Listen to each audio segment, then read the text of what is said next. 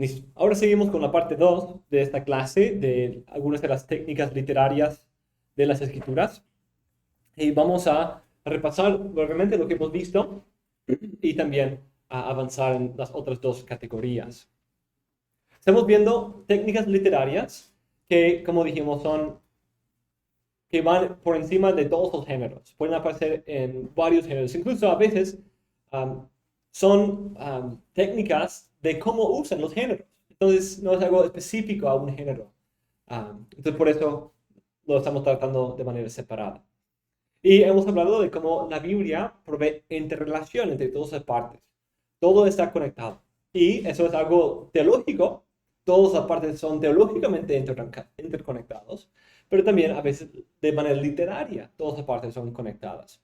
Y hemos señalado cuatro categorías: simetría, contraste, coherencia y progresión. Si se acuerdan, esas son algunas de las características que Leland Ryken dio del arte en general. Dijo, toda clase de arte usa ciertas herramientas, ¿cierto? Habló de unidad, diversidad, pero señaló algunas de simetría, contraste, coherencia y progresión. Entonces, nosotros estamos señalando algunas de las maneras en que la Biblia hace esto. En simetría hemos hablado de inclusión, de quiasmo, de patrones, de texto, patrones de imágenes. Puede ser un patrón de muchas cosas que se van repitiendo. De ahí vimos contraste, en que a veces puede yuxtaponer ciertas cosas, poner juntos en un mismo día, como el día del Señor, en un mismo texto, dos ideas que parecen ser contrastadas. También como Saúl y David, por ejemplo. Y vemos la idea de patrón y variación, construyendo sobre la base de la simetría provista por los patrones, pero de ahí aprovecharse de ese patrón para llamarte la atención con un pequeño cambio. Variar el patrón ligeramente, por decir, en vez de decir era bueno, decir era bueno en gran manera. Mira, algo especial ahí, algo que, ¿por qué? ¿Por qué lo cambió? Y es algo que es importante. ¿Por qué cambia? Parece que el libro de Hebreos hace eso en cuanto al personaje de Melquisedec. Porque dice que no tiene padre ni madre, ni fin de días, ni inicio de días, ni fin de días, sino como el Hijo de Dios eterno. Pero ¿por qué? Por eso parece que está notando un patrón y variación en el texto, un patrón y variación. Porque ¿cuál es el patrón consistente del libro de Génesis? Las genealogías. Hay genealogías. ¿Quién dio a luz a quién? ¿Por cuánto tiempo vivió? ¿Cuándo murió? Ese es el patrón consistente de los personajes importantes. Y tenemos un personaje importante a quien Abraham da diezmos, que no tiene genealogía. No sabemos sus padres, no sabemos sus hijos, no sabemos su edad, no sabemos nada de eso. Sino textualmente es eterno. Textualmente, aunque sabemos de hecho hay cierta pregunta teológica ahí, si era una persona histórica presentada tipológicamente, o si fue una cristofonía o algo así. Pero parece que sí fue una figura histórica en ese contexto. Vemos que está usando esa figura histórica como un tipo de Cristo, en una manera que textualmente parece ser alguien eterno, un rey de justicia y de paz. Entonces, es algo que parece ser eso, parte de la idea del libro de Hebreos, o el autor de Hebreos, cuando cite ese ejemplo. Patrón y variación. Listo, entonces ahora llegamos a la idea de coherencia. La idea de simetría y coherencia son muy conectadas y quizás un poco, a veces van de la mano. Pero si regresamos a la ilustración del manto, creo que podemos ver la diferencia. El manto de los como cuadros y los recortes es algo que tiene simetría en que como hay un patrón consistente de cuadros o de círculos o de triángulos, cierto patrón consistente. Pero la coherencia es como ese hilo que conecta todos los recortes. Todo está conectado con hilos distintos y también hay cierto balance entre las palabras, perdón, los colores. Todos los colores se combinan, hay una coherencia entre los colores. El mismo color que empieza aquí va repitiéndose en varias otras partes. Hay coherencia en color, en contorno, hay coherencia en el hilo que conecta todas las partes. ¿Ven la diferencia? Entonces vemos los cuadros de cada sección del manto, de la cobija, y vemos el hilo que lo conecta todo. Entonces, ¿cómo lo vemos en la Biblia? En primer lugar, podemos ver algo de repetición, una coherencia estructural. A veces la Biblia puede usar en un solo libro cierta repetición de una frase que no provee una inclusión, pero una repetición clave en ciertos lugares importantes del libro que ayuden a establecer la estructura o dar el propósito del libro y sus temas principales. Por ejemplo, la frase Toledot, Toledot, esas son las generaciones de. Es algo importante para el libro de Génesis, que se repite 11 veces a lo largo del libro para dos propósitos. Uno, para señalar la generación, la genealogía de la simiente prometida.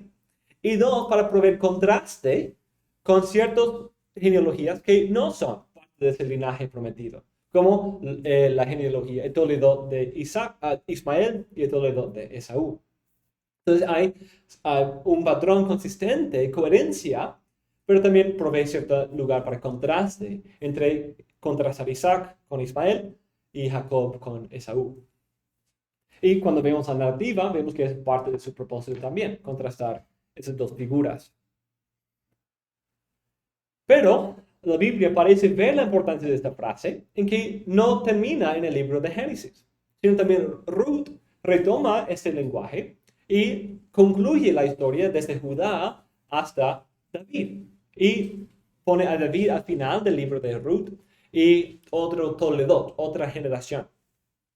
Y Mateo 1:1 también parece usar ese patrón que provee coherencia, provee hay una palabra, una frase que evoca las cosas anteriores. Un patrón consistente, pero también hay coherencia en una frase repetida, algo un poco más específica.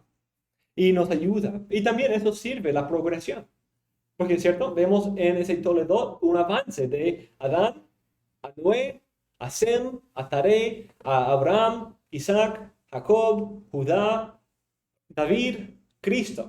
Entonces vemos una progresión en la historia de la redención y la venida de esa promesa, ese hijo, esa simiente prometida. Otra estructura que provee coherencia a un texto es otro muy común en la poesía, que es el acróstico, la estructura acróstica. Esa es una estructuración de un texto, normalmente poético, en una forma en que cada renglón sigue un patrón discernible. Y normalmente en la Biblia se basa en el alfabeto hebreo. Eso es algo que provee una cierta simetría, pero también coherencia. En simetría que no es que empieza y termina igual como una mariposa, pero sí hay un patrón que sabemos a dónde vamos. Hay una coherencia entre todas las partes. Es una unidad. Y los dos ejemplos claves son Salmo 119 y el libro de Lamentaciones. Lamentaciones es 4 secciones de acrósticos. Capítulo 1, 2, 3 y 4 son 4 acrósticos distintos. Y capítulo 5 cambia la estructura, cambia, no usa acróstico. Entonces nos lleva a preguntar, ¿por qué? Cierto cambio. Pero hay coherencia, pero con ese contraste al final nos hace preguntar, ¿por qué el autor lo dejó así? Entonces, ese tipo de estructura pierde en expresión. Sí, ajá. Sí, ese es uno de los beneficios de... Pues Salmo 119 sí se ve. Creo que algunos Biblias también lo hacen para Lamentaciones 3, porque es uno como creo que es 3 versículos, que por 3 versículos es cada letra. Algunas Biblias he visto que hacen eso, pero el Salmo 119 sí lo hace más explícito. Pero otro, como Salmo 9 a 10, es un acróstico, creo que es parcial. Salmo 25, 34, 37, 111, 112, y otros también son acrósticos. A veces la repetición de frases, ideas o patrones dentro de un libro puede ser una técnica muy importante que un autor usa para señalar los puntos de su estructura. Por ejemplo, el libro de Joel tiene una estructura discernible en que el punto central se encuentra en 2:12-17, cuando hay ese llamado al arrepentimiento. Y ese texto parece servir como una bisagra temática y estructural para todo el libro. El texto antes de esta bisagra habla de juicio, desolación, destrucción, enemigos, llama a lamento y gemidos. Pero después del arrepentimiento, vemos llamados a regocijarse. Vemos promesas de salvación, de nueva creación, no recreación, una nueva creación, de restauración, de los enemigos conquistados. Y en términos muy parecidos. Las mismas imágenes del grano, mosto, aceite que son destruidos aquí, ahora vuelven en todo su esplendor. El vino que es quitado, el vino dulce quitado en la primera parte, es restaurado en la segunda parte. Vemos el enemigo que causa desolación en la primera parte, es desolado en la segunda parte. Entonces vemos una coherencia en que usa las mismas imágenes, a veces las mismas palabras, pero también con contraste, para contrastar lo que sucede con el arrepentimiento. Antes, el día del Señor es otra conexión. El día del Señor, en el mismo lenguaje. En la primera parte, es terror al pueblo, anunciándoles la venida de juicio si no se arrepienten. Pero después del arrepentimiento, el día del Señor es un día de salvación, un día de refugio, de seguridad, de paz en la presencia del Señor, pero es un terror para sus enemigos. Entonces, es algo que repite las mismas imágenes, las mismas palabras, incluso proveyendo coherencia por citar otros textos. Pero dentro del mismo libro vemos las mismas imágenes, las mismas ideas repetidas en las dos partes del libro, pero en una manera muy distinta. Uno de describir juicio y anunciar lamento, y el otro anunciando salvación. Y el punto clave es la bisagra del arrepentimiento. ¿Y cuál es, por ejemplo, qué diferencia con el quiasmo? Pues sí, exacto. Es un poco distinto porque no es exactamente quiástico. De hecho, parece ser más ABC, punto central, ABC. Entonces, es algo parecido a los días de la creación en Génesis 1. Algo de esa estructura, como ABC, ABC. Eso no es quiástico. Entonces, por eso no es tan... Hay cierta simetría en eso también. Pero la coherencia, lo que quiero ver es en la repetición de las ciertas frases, palabras, imágenes que conectan las dos, pero aquí está invertida. Tenemos desolación aquí, pero aquí tenemos restauración. Tenemos enemigos aquí que causan desolación, pero aquí enemigos desolados. Aquí vemos grano y mosto de aceite que se han desaparecido, pero aquí los vemos en todo su esplendor. Aquí vemos vino dulce, pero aquí vemos arroyos secos, pero aquí vemos arroyos que fluyen de la casa del Señor, que llenan la tierra desierta. Entonces vemos una inversión de las imágenes, pero usando el mismo lenguaje, pero en inversión, que provee coherencia, pero también contraste en el libro. Y es algo que hace el libro muy bonito y muy hermoso. Y también todo eso, enfatiza el punto que el autor está tratando de comunicar. Cuando Pedro lo está usando en Hechos, recuerdo, está bien con el mismo propósito de hacer el contraste entre lo que el Señor está haciendo en su pueblo, como también juicio para los judíos como tal, o es simplemente está usando como un cumplimiento. Sí, hay que considerarlo un poco más. No lo veo como tan evidente esa parte, pero sí como la idea de cumplimiento, ese progreso, que ya estamos en una nueva etapa de la historia de Dios, esa progresión de la historia. Eso es algo sí vemos muy claramente, pero eso no excluye las otras ideas. Como hemos visto, muchos de esos ejemplos, es difícil encontrar ejemplos de solo uno de esas ideas, porque a veces los textos lo van intercambiando o usando varios. Entonces, Pedro sí puede hacer eso. pero hay que considerarlo un poco más. Pero puede ser una de que si quieres considerar eso en tu tarea, puedes hacerlo. Sí, es algo también que provee coherencia, progresión, pero también coherencia, porque coherencia, como vemos aquí, en la intertextualidad, que hay una cita, algo que ahora, tomando ese texto, ahora a un nuevo contexto. Esa es otra técnica importante, la intertextualidad. En Joel hay intertextualidad, pero lo que yo he señalado es más la repetición de Joel usando su propio lenguaje. Joel está usando su propio lenguaje de la primera parte del libro, la segunda parte del libro, en una manera distinta. Pero un autor puede usar también el lenguaje de otro libro para señalar un punto importante. Como vimos en 1 de Reyes 12. Es el autor, pues Jeroboam, no sabemos exactamente si lo presentó de esa manera o si exactamente dijo esas palabras, pero parece que sí, pero por lo menos lo presenta de una manera intencional para ver y pensar de Éxodo 32. La idea de los dos becerros, el anuncio, he aquí vuestros dioses que los sacó de la tierra de Egipto, es una referencia directa a Éxodo 32. En Joel vemos la idea de coherencia intertextual cuando hay la referencia a Éxodo 34, 6 y 7.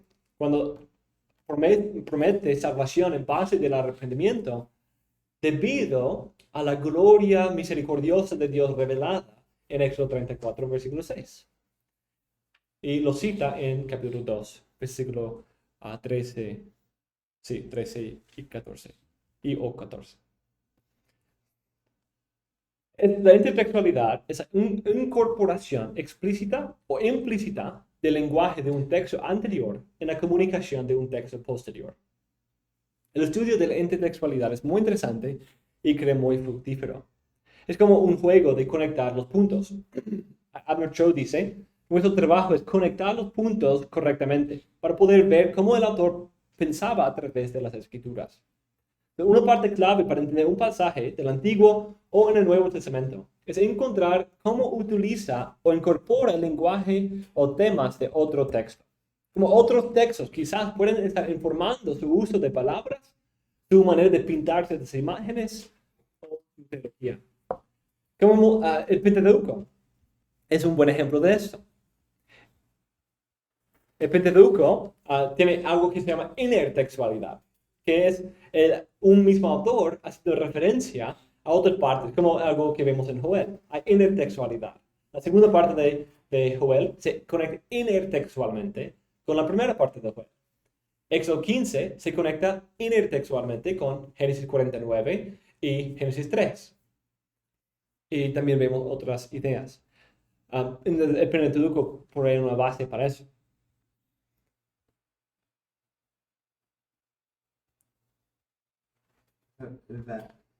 Las citas se puede... Sí, una cita es un ejemplo explícito de esta incorporación de un texto anterior.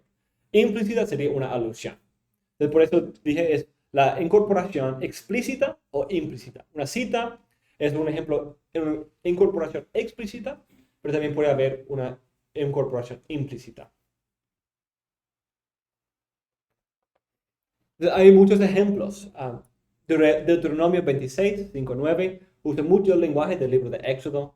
Nehemías 9, la oración de Nehemías en ese texto, tiene mucha intertextualidad con la historia del Éxodo, los patriarcas. Salmo 78, Salmo 105, Salmo 106, tiene mucha conexiones intertextuales con la historia del Éxodo y otros momentos. Pensemos de un ejemplo. Isaías 55:3 dice, inclinad vuestro oído y venid a mí, escuchad y vivirá vuestra alma, y haré con vosotros un pacto eterno, conforme a las fieles misericordias mostradas a David. Ese texto tiene en cuenta el libro de Salmo 89, que es un salmo que habla del pacto con David. Dice, yo he hecho un pacto con mi escogido, he jurado a David mi siervo. Estableceré tu descendencia para siempre y edificaré tu trono por todas las generaciones. No lo engañará el enemigo, ni lo afligirá el hijo de maldad, sino que yo aplastaré a sus adversarios delante de él y heriré a los que lo aborrecen. Con él estarán mi fidelidad y mi misericordia. En mi nombre será exaltado su poder. Pondré también su mano sobre el mar y su diestra sobre los ríos. Él clamará a mí, mi Padre eres tú, mi Dios y la roca de mi salvación. Yo también lo haré mi primogénito, el más excelso de los reyes de la tierra. Para siempre conservaré mi misericordia hacia él. Esa es la idea de sus fieles misericordias. Y mi pacto le será confirmado. Así estableceré su descendencia para siempre y su trono como los días de los cielos. Isaías 55:3 llama al pueblo a disfrutar de la salvación, pero en palabras conforme al pacto hecho con David. Y alude a esa promesa, esa misericordia fiel que el Señor había prometido a David. Pero cuando vamos a Salmo 89, el autor está conectándolo con muchas otras ideas. Vemos incluso Génesis 3:15, vemos el lenguaje de Éxodo 15, Deuteronomio 32 y 33, y obviamente 2 Samuel 7, y ese lenguaje de que Él será mi hijo, mi padre. Esa idea de primogénito es una idea, quizás Salmo 2 está en cuenta ahí, o quizás la historia del Éxodo y el Israel identificado con el primogénito del Señor. Jeremías 33:22 es parecido a Isaías 55:3. Dice, como no se puede contar el ejército del cielo, ni se puede medir la arena del mar, así multiplicaré la descendencia de mi siervo David. Ese texto está hablando de esa simiente prometida a David, ese hijo prometido. Pero aquí no es la idea de un solo hijo necesariamente, sino el lenguaje de Génesis 22, es la promesa de Abraham, aquí aplicada en el pacto de David. Entonces ve una conexión, de que hay una conexión entre la promesa de la simiente de Abraham y el hijo de David. Está conectando los dos. Y está usando en su texto, tanto Génesis 22, como el pacto hecho con David en 2 Samuel 7 y Salmo 89, para hablar de la promesa del futuro. Entonces es algo interesante, porque David tiene la promesa de un solo hijo, pero vemos algo muy interesante aquí cuando conecta la promesa de Abraham con la promesa de David. Eso es otra parte. Eso también provee esa progresión.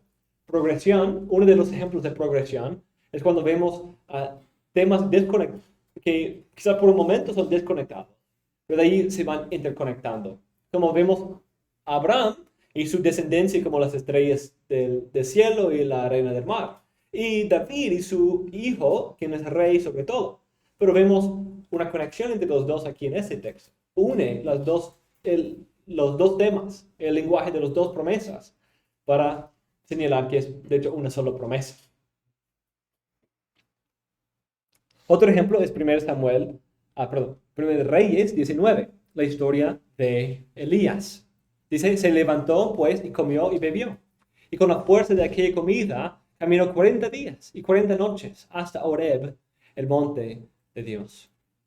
Entonces vemos un lenguaje parecido que conecta a Elías aquí con la historia de Israel y de Moisés en el tiempo de Sinaí.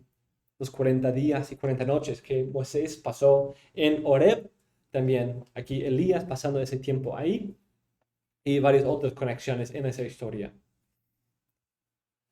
A veces la intertextualidad puede ser algo más complejo, como una cita larga o una red de varias frases distintas, palabras o imágenes que evoquen una variedad de otros textos.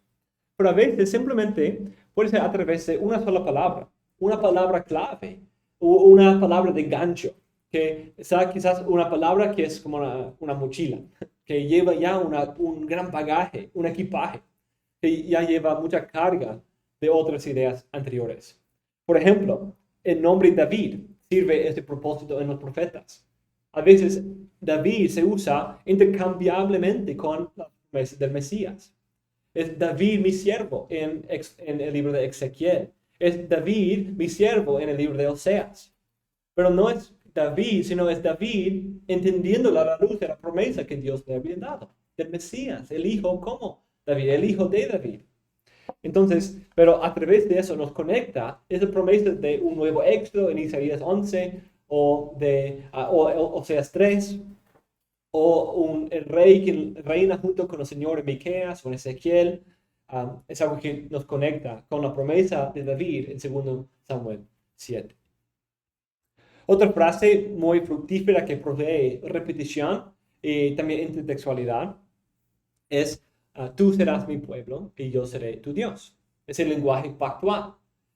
Y puede usarse en una variedad de maneras. Tenemos, así, se ve en ese pacto hecho entre Ruth y Naomi, pero es parte del pacto, entonces se ve en esos contextos, pero también es algo que señala a veces un nuevo pacto o una restauración de una relación pactual. O puede ser usarse de una manera un poco variada, como en el libro de Cantar de los Cantares. Yo soy de mi amado y mi amado es mío. Es el lenguaje del pacto aquí aplicado en ese contexto. Creo que es una de las ideas, uno de los toques intertextuales que ayuda a ver que Cantar de los Cantares debe entenderse también como algo un poco alegórico. Creo que sí habla de matrimonio, pero en que el matrimonio habla de Dios.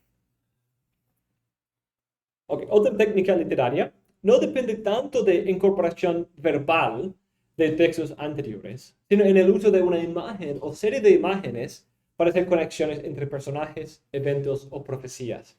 A veces sí hay esa coherencia intertextual de usar las palabras mismas de otro texto.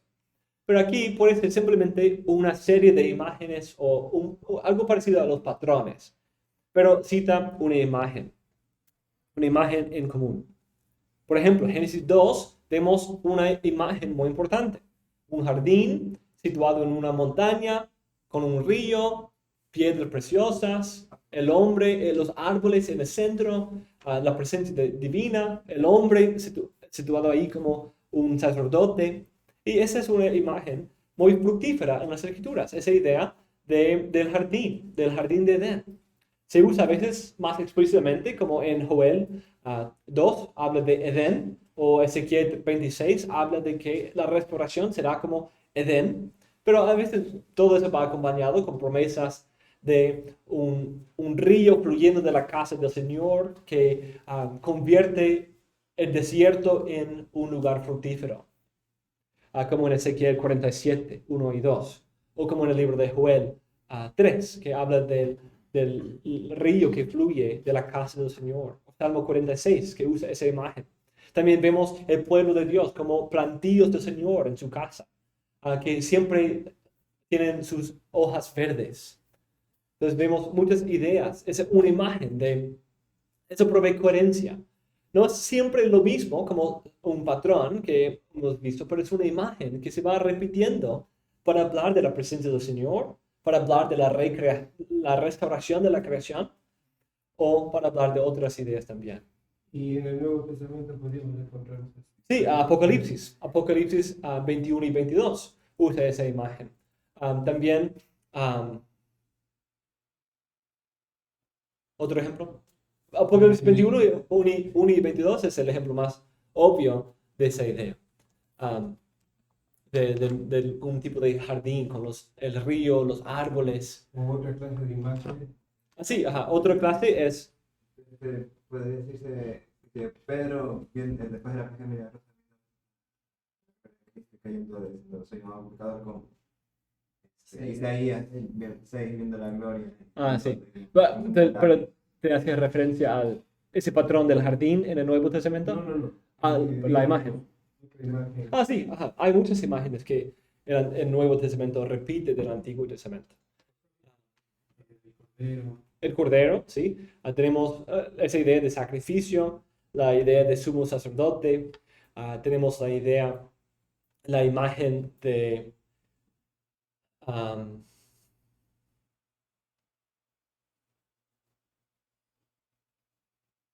El pan de vida. Del pan de vida, eso justo estaba en mi mente. Tenemos otra imagen del templo. La imagen del templo es algo muy fructífero en 1 de Pedro 2, ese templo construido de varias piedras, o Efesios 2. El maná. Sí, este es el pan de vida, el pan de los cielos um, la idea de resurrección es una imagen muy fructífera. Pero otra imagen es esa idea del éxodo. Se describe la vestimenta de Batista de Elías. Sí, ajá. Sí. Y las imágenes de... sí. Ujú. También hay ciertas imágenes.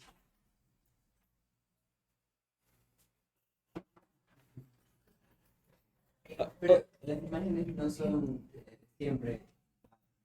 O sea, hay una diferencia entre imágenes y antitipo y eso. Sí, ajá, sí son. Pero no siempre son. A veces son, sí sirven de una manera tecnológica, pero a veces son una manera simbólica de hacer una profecía. Simplemente para usar Sí, ajá. esto. A veces es parte del lenguaje figurativo, pero es pintar. A veces hay. Es una manera de describir. Edén sí sirve tipológicamente. La tierra de Canaán sirve tipológicamente.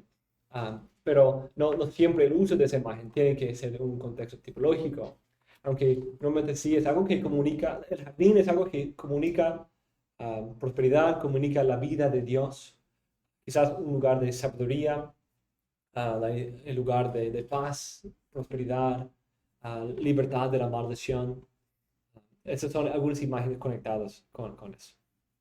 Otra imagen frecuentemente usada es la del Éxodo.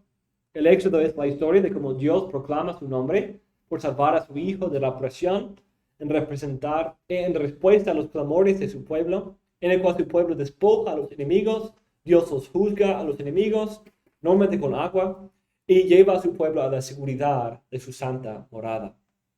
Ese patrón se ve muy claramente en la historia del Éxodo mismo. Pero la historia del Éxodo, de hecho, no empieza ese patrón. El patrón del Éxodo, de hecho, empieza antes. Tenemos cuando Abraham libra a Lot de los reyes de Mesopotamia que lo habían tomado cautivo.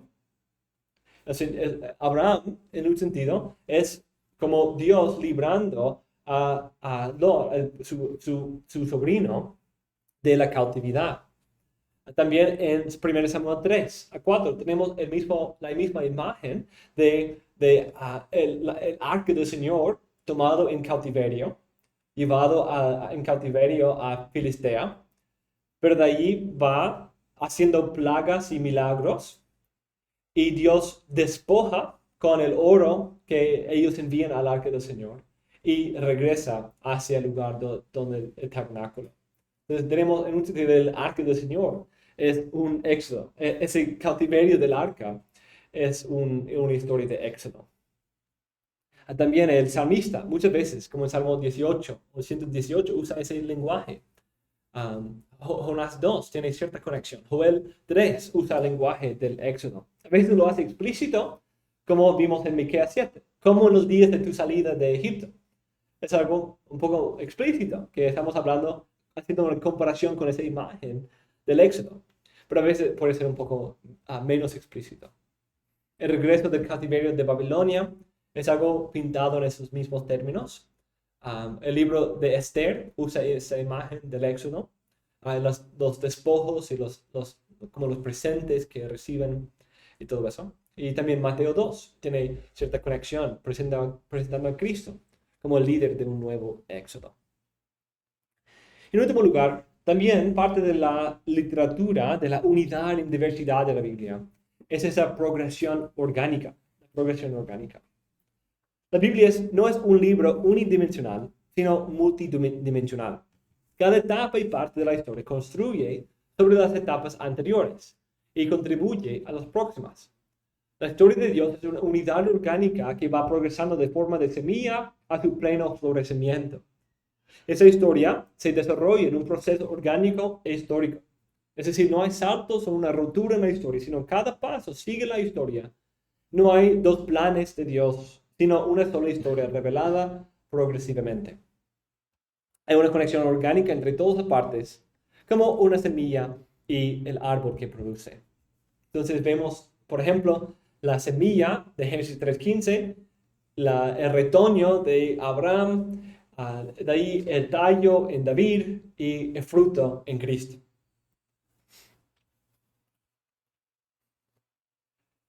Una manera en que la Biblia hace esto es en lo que yo he titulado entretejimiento temático. El entretejimiento temático. O, en un sentido, la Biblia hace una trenza de los temas. Una trenza. La Biblia es una cuerda.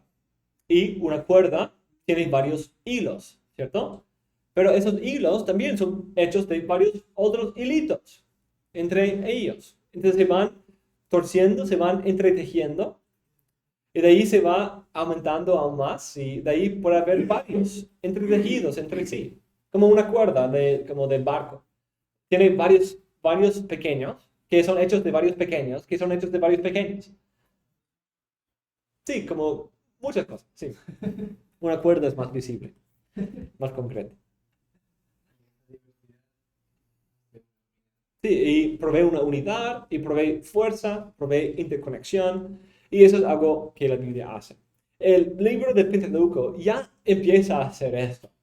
El Pentateuco introduce varios temas: la simiente de la mujer, la simiente de Abraham, la conquista del enemigo, el rey de Judá, el quien lidera un éxodo. Muchas imágenes que ya empiezan en el libro del Pentateuco y que ya empiezan a ir torciendo la cuerda y haciendo las conexiones. Pero hay otros textos que también hacen eso de una manera más explícita. Por ejemplo, en Isaías 11, vemos en primer lugar el retoño de Isaí. ¿Quién es eso? Es el hijo de David, el hijo prometido de David. Entonces se conecta con la familia de David.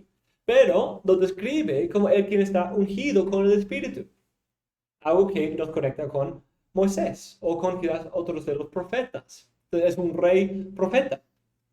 Y vemos la idea de una nueva creación, en que tenemos la inversión de esas enemistades de los animales y una creación llena de paz, como un jardín.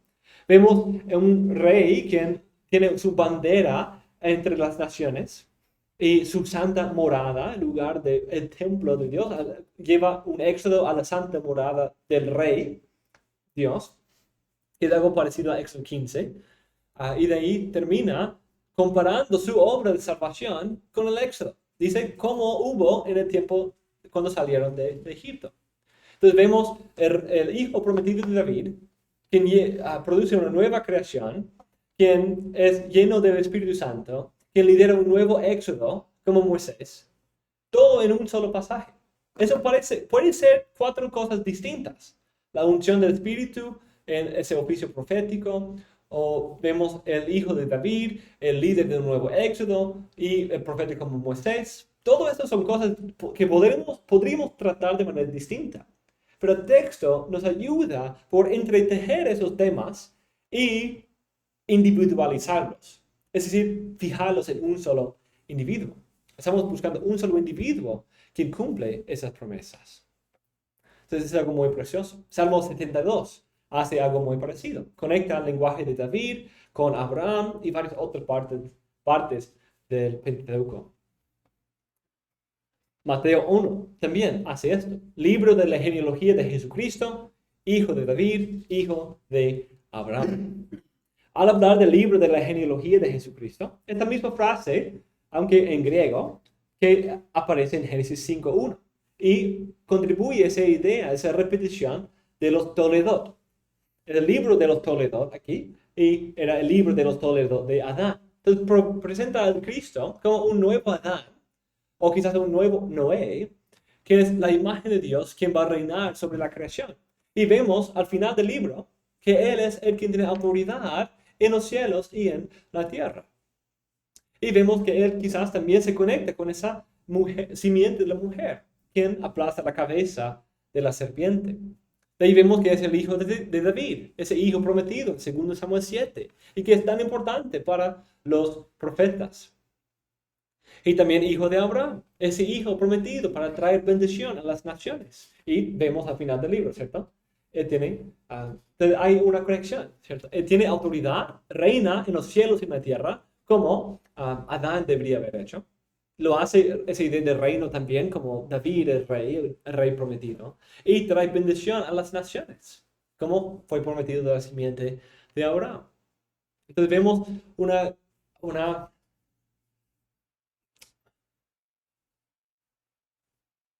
entretenimiento, una conexión, una coalescencia, no sé la palabra, pero es como un lugar donde varios ríos llegan a uno.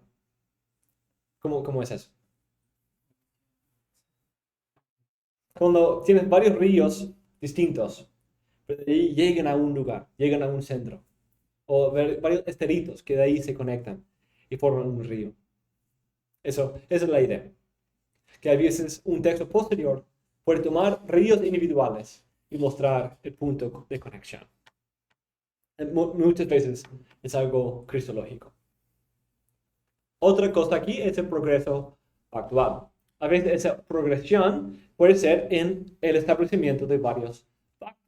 Es una de las maneras en que Dios establece esta historia y demuestra su progresión. Progresando desde la creación, la caída, de ahí Abraham, Moisés, David y Cristo.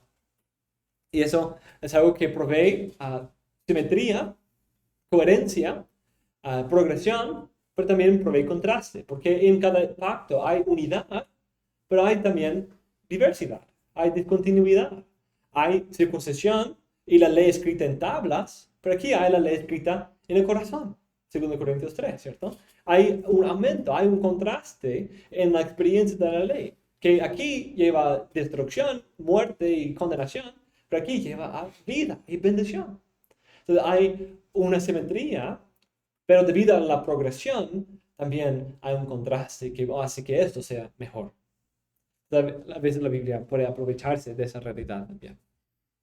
Y en último lugar, otra manera en que la Biblia hace esto es la promesa y cumplimiento. Anuncia una promesa en el Antiguo Testamento sobre todo, y de ahí tenemos el cumplimiento. No solamente el Antiguo y Nuevo Testamento, porque tenemos como Segunda Crónicas o libro de Daniel o Nehemías, Esdras, que habla del cumplimiento de la promesa de Jeremías. Entonces aparece también en el Antiguo Testamento. Pero vemos también muchas conexiones en el Antiguo y Nuevo Testamento. Vemos promesa cumplida, tipo y antitipo. Esas dos ideas son conectadas. Entonces, esa es una parte importante, prestando atención a esas conexiones de cosas aquí prometidas o esperadas y luego ya llegando, cumpliéndose. Como incluso en el Antiguo Testamento lo vemos en otras partes. Vemos la promesa a Abraham, que su pueblo va a ir y ser librado en un éxodo. Dios lo promete y de ahí Dios lo cumple. Esa realidad nos muestra la progresión de la historia, la progresión de la narrativa. Y vemos que hay algo parecido con Cristo, pero un aumento, una progresión. Como 1 de Pedro 1, 10 a 12, que dice, la promesa, la salvación aquí profetizada es la que ahora anunciamos. En conclusión, hemos visto en esta clase que los autores bíblicos usan una variedad de técnicas literarias para crear interrelación de la unidad y la diversidad en la literatura bíblica. Hemos visto el establecimiento de simetría a través de técnicas como el inclusio, el quiasmo y varios patrones. Hemos visto contraste a través de yuxtaposición, patrón y variación y el intercambio de géneros. Hemos visto coherencia en la repetición, estructuras coherentes de un libro y la intertextualidad y uso de imágenes repetidas. Hemos visto también la progresión orgánica en el entretejimiento temático, el progreso pactual y la idea de promesa y cumplimiento. Podemos resumir lo aprendido en la tabla que tienen ahí impresa. Entonces, mis hermanos, con eso cerramos esta clase y espero que haya sido útil y también que nos da un poco de motivación para ir y buscar esas cosas, para prestar atención, para leer más cuidadosamente, para pensar, ¿qué está haciendo el autor bíblico? ¿Por qué decide hablar de la promesa de Dios en términos de un jardín, en términos de árboles y fruto y ríos? ¿Por qué hace eso? mira, pues esa es una imagen que eso es algo consistente en todos los profetas para hablar de la salvación de esa manera. Entonces, y ver la conexión. ¿Por qué? Él repite esa frase. ¿Por qué se repite tantas veces? ¿Por qué se repite?